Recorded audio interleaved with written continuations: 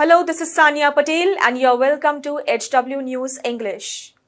Tomorrow, August 15, marks 78 years since our independence. But the primary question is, what kind of freedom are we celebrating? Freedom to rape a woman at work, freedom to frame a rape as a suicide, freedom to silence voices speaking out against injustice, or freedom to remain silent until someone close to you is raped.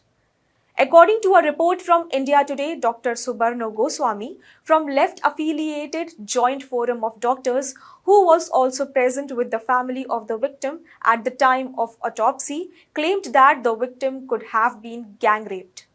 He claimed numerous wounds were discovered on her body, along with a thick fluid of about 151 grams inside her private area. Dr. Goswami said, and I quote, "The nature of injuries and force used cannot be the handiwork of one person." Soon after learning of their daughter's death on August 9th, the parents and family of the 31-year-old lady trainee doctor who was raped and killed in Kolkata's R.G. Kar Medical College and Hospital have shared heartbreaking details. In an interview with Lallan Top of India Today, the trainee doctor's father stated that he became suspicious as soon as he began receiving calls from the hospital. He remarked, and I quote, "I knew something had happened to my daughter. My wife began crying." He claimed the hospital officials informed us that our daughter had committed suicide and we needed to come right away. He continued saying that we beg that justice be done to us by all. We can't get our daughter back, but at least we can fight for her to get justice. The victim's family was initially informed about the incident by the assistant superintendent of the chest medicine wing at R.G. Kar Hospital. She committed suicide on hospital property, the assistant superintendent informed them. After hearing about her daughter, the victim's mother was reportedly devastated, according to a neighbor who accompanied the parents to the hospital. The relative said, and I quote, "I heard her mother's cry aloud. When I went there, she hugged me and cried that everything is over.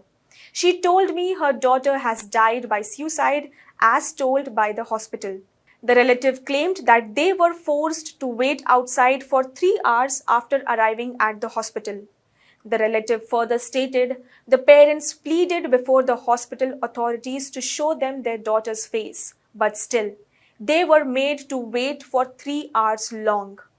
They further added, after 3 hours, they allowed the father to go inside and see her body. He was only allowed to click a picture, which he showed us when he came outside. She had no clothes on her body. Her legs were 90 degrees apart. This cannot happen unless the pelvic girdle breaks, which means she was torn apart. She added, and I quote, "Her specs were broken and there were shards of glasses in her eyes. She was choked to death. I am not making this up. This has been proven in the post-mortem report too." A team of Central Bureau of Investigation, that is CBI, reached Kolkata. This was after the Calcutta High Court ordered a CBI probe in the case. The agency is now re-verifying the case. Well, that's all for this news report today. Thank you for watching HW News English. Download our app Shorts to get the latest news and updates. Stay ahead with our cutting edge news app. Instantly access the latest shorts in just 1 minute and breaking news in just 50 words. Download now for a smarter, faster news experience.